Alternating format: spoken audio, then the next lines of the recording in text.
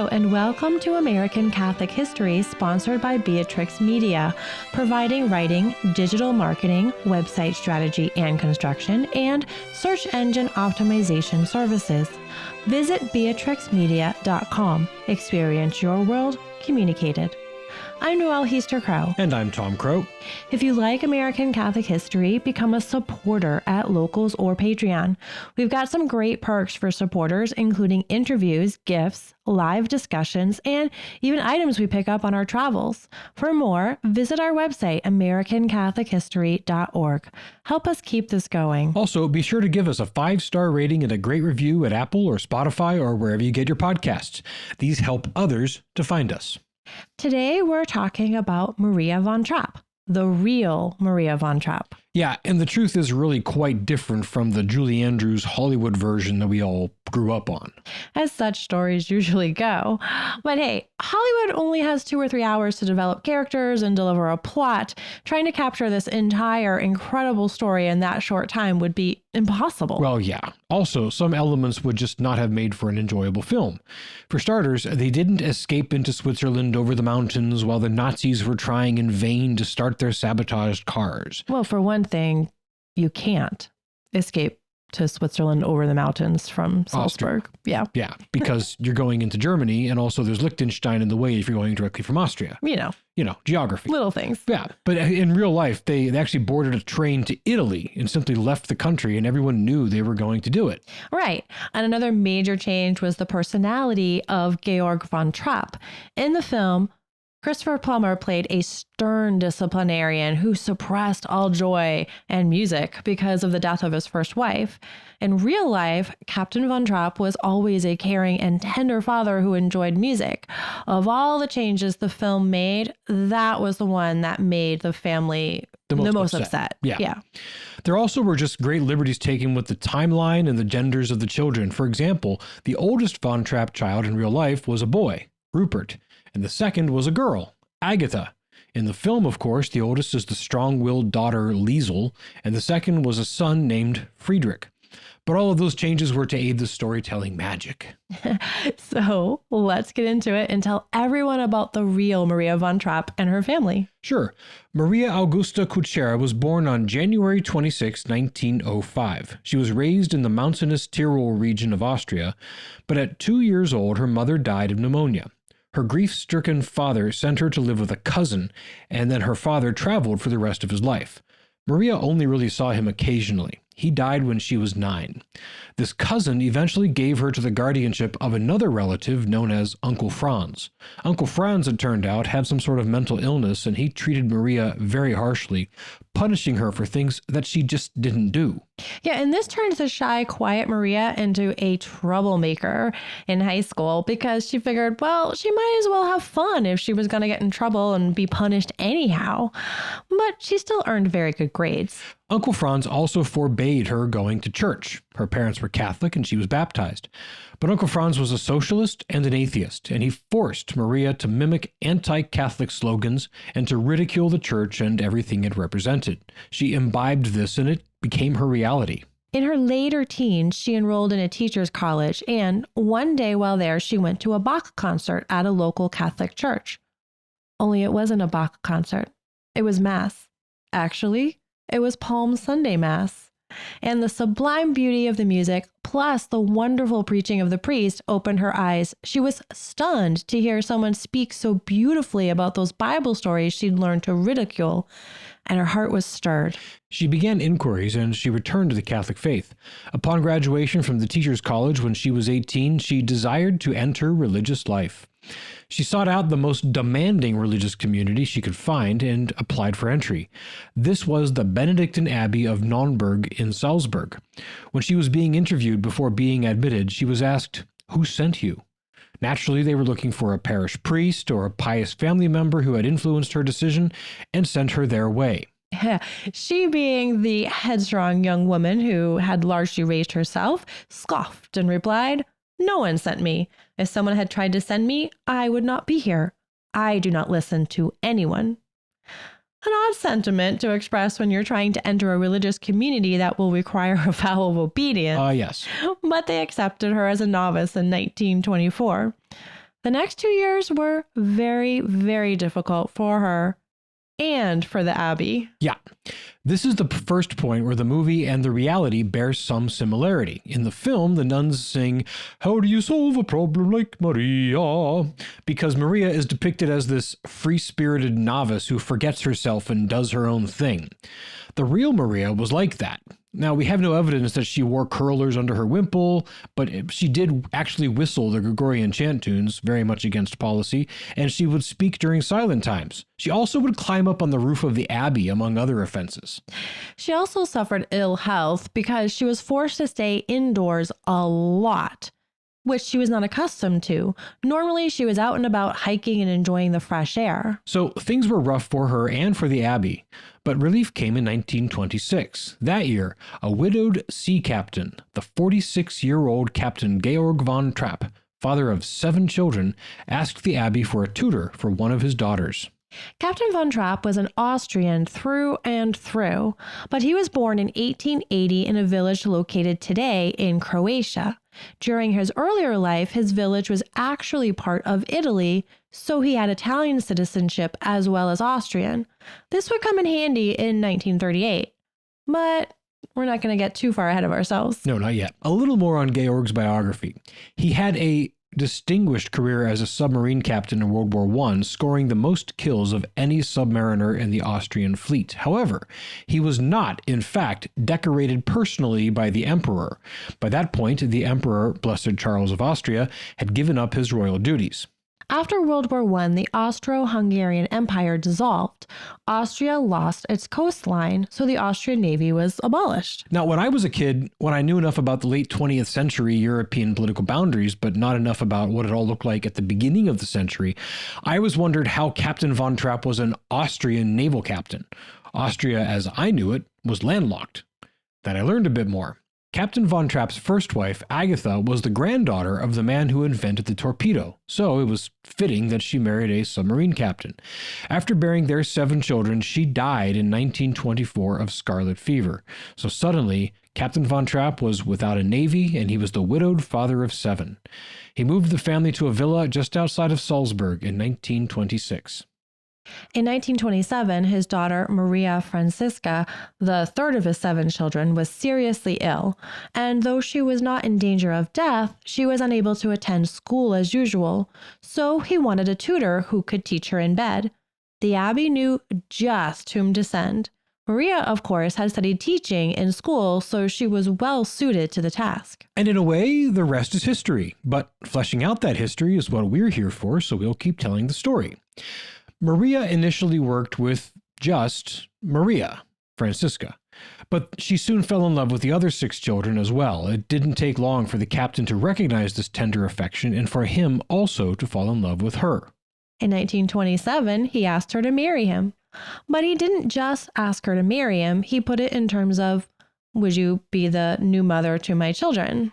Maria initially fled back to the abbey, so another point where the movie kind of got it right. She cared for the captain, but she was not in love with him.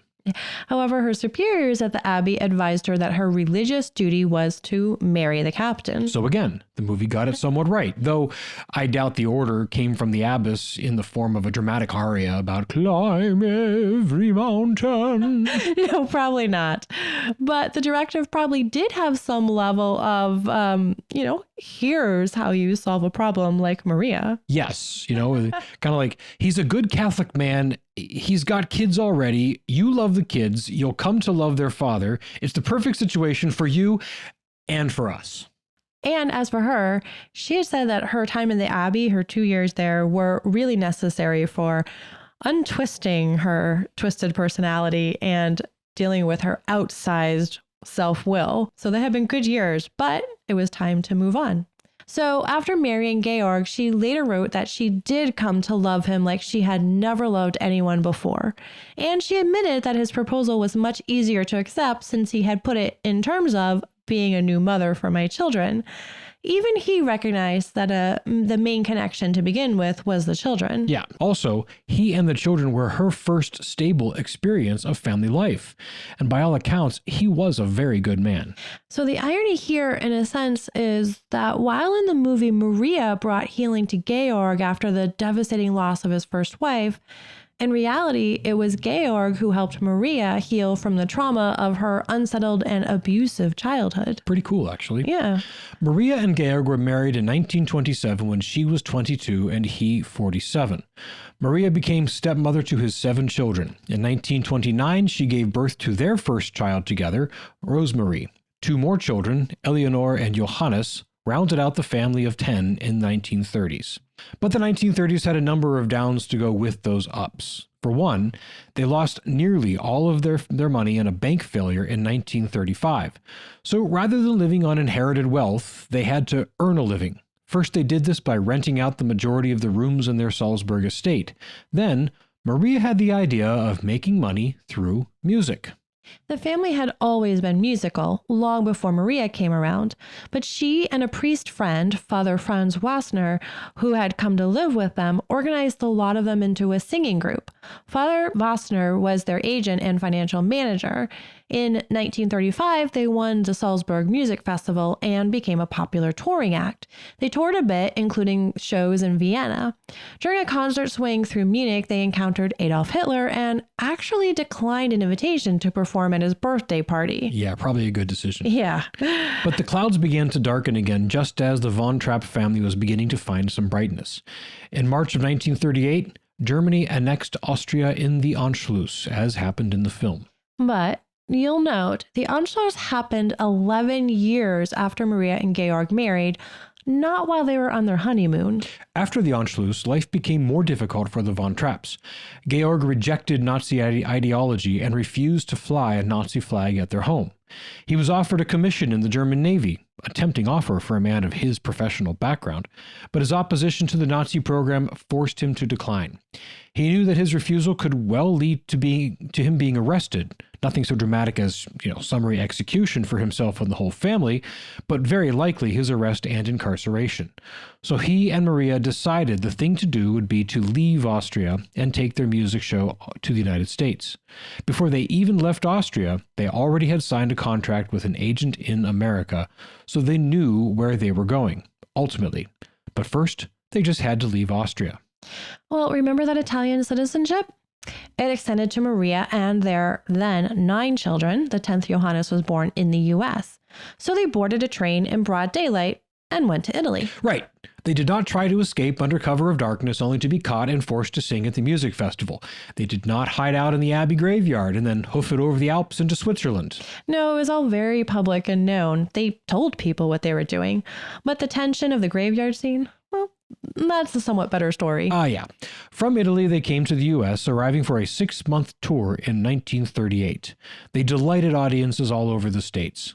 During this tour, their 10th child, Johannes, was born, making him a U.S. citizen. When that 6-month stay expired, they left for Europe, doing a musical tour in Scandinavia, and even returning to Salzburg for a time to see some friends. However, they couldn't stay in their own home in Salzburg because Heinrich Himmler had decided to use it as his headquarters. They returned to the U.S. to stay in 1939, settling on a large farm in Stowe, Vermont, which they bought in 1940. From there, they traveled and toured. Maria and the rest of the children became naturalized U.S. citizens during the 1940s, while Georg never petitioned for citizenship. During the summers when they were not touring, they held musical camps at their farm and opened their large 26-bedroom Trapp family lodge to guests. So hospitality and music became their thing. During World War II, the oldest 2 boys, Rupert and Werner, served in the U.S. Army. Georg von Trapp, after a long and full life, died in 1947 at 67 years old. After that, the Trapp family singers kept touring for 7 more years, though some of the children were kind of over it and wanted to go do their own thing. But Maria was adamant. She kept the family group together as a touring group until 1954. By sheer force of will. It wasn't easy, of course. Rupert was born in 1911, so he was 27 when they came over to the U.S. and 36 when Georg died. Also, he was a trained medical doctor, and he and Werner had both been to war, so touring with the family musical act wasn't exactly his dream.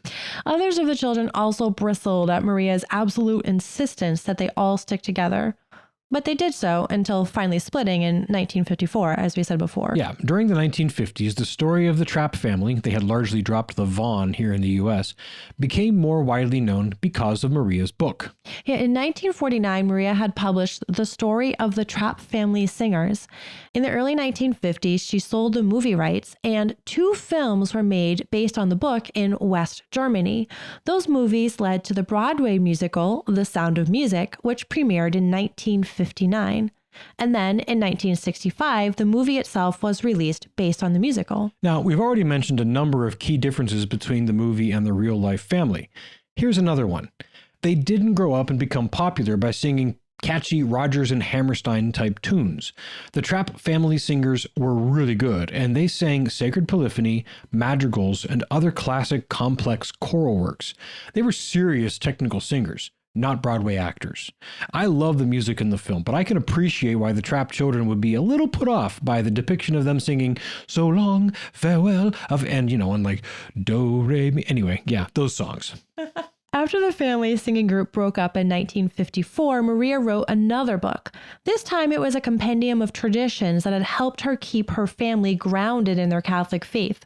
The book, Around the Year with the Trapp Family, includes songs, personal recipes, prayers, and stories that relate to feasts, celebrations, and special occasions throughout the year. Foods appropriate to the various special days, songs to sing on holidays, anniversaries, birthdays, and the like. It's a charming and really very helpful book for those looking to observe the liturgical calendar with their whole family. Yeah, you actually have a couple copies of it, and we took some cues from it for our preparation for marriage. Yeah. So when I first encountered this book, I was in college, and I really enjoyed I was really interesting the part of the book where it talked about wedding preparation, marriage preparation. And one of the things that I found so interesting and thought was amazing was that the couple for marriage prep in Austria would take the entire week prior to the wedding as a retreat. So I suggested that we should reserve some time before our wedding, a week or so before our wedding, to take, not an entire week, but some time as a retreat time. Yeah, and we took the Saturday and Sunday, the weekend before our wedding weekend, and especially on Saturday we went to St. Anthony Chapel up in Pittsburgh, which is a beautiful place. We went to Mass. We just had a wonderful time. We were like, no wedding preparation. We're not doing any planning or deciding or anything. We're just gonna have some us time and some prayer time, and it was a wonderful time. It was great. And you mentioned St. Anthony Chapel. That was the first time I had been there, and of course we actually did an episode on the history of that chapel that has the largest collection of relics outside the Vatican on Earth. It's amazing. Yeah, it was my second time there, and we haven't been back since then, and that's a tragedy. We need to get there again. We do. We told the story of how it came to be way back in episode 23.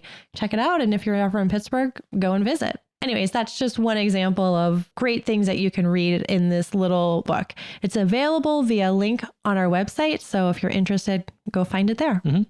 In the late 1950s, Maria and 3 of her children moved to Papua New Guinea to be missionaries. Some of the older children remained in Vermont to manage the Trapp family lodge. Maria returned in 1965 to participate in the management of the lodge. She also was involved in the filming of the movie, but only a little, and only made about $500,000 on it.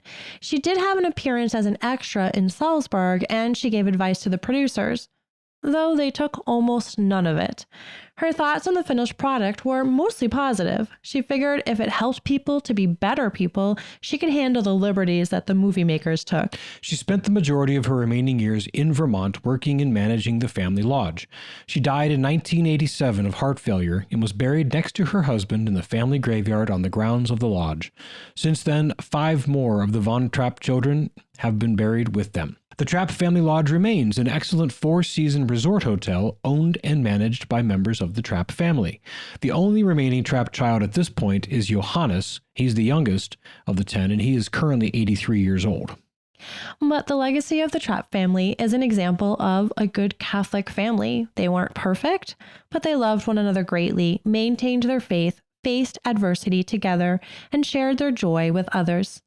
And Maria, the orphan raised as an atheist by an abusive uncle, was both the beneficiary of the tender love of her husband, as well as the driving force that propelled the family to international fame for all the right reasons.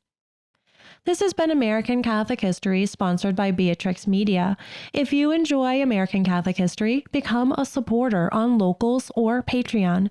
Get information about both and the perks of being a supporter at americancatholichistory.org/support. Also, on our website, sign up for our newsletter, learn more about the Trapp family, see our upcoming pilgrimages, and find other episodes. And be sure to check out our sponsor, Beatrix Media, providing writing, digital marketing, website strategy and construction, and search engine optimization services. Visit beatrixmedia.com. Experience your world communicated. We love getting your feedback and suggestions for episodes. You can email us at feedback@americancatholichistory.org. Find us on Facebook at facebook.com/AmericanCatholicHistory, on Instagram at ACH_podcast, or follow us on Twitter at ACH1513. I'm Noëlle Crowe. And I'm Tom Crowe. Thank you once again for joining us on American Catholic History, sponsored by Beatrix Media.